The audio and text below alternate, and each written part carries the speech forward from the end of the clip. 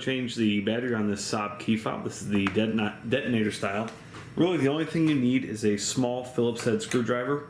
About this size is what you need, and then also your replacement battery. And this takes one of these 2032 batteries. And you get all this on Amazon. It's very cheap, and there's a link below in the description that will take you straight there. So, what you want to do is take your small screwdriver. There's a little screw. Now, I've already unscrewed mine to save some time, but it's way up in there, and that will, you can just kind of peel that off. At this point, you've got your circuit board and your battery.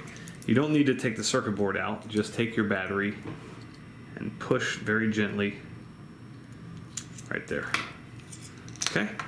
Now take your new battery, plus side faces up. Push that in like so.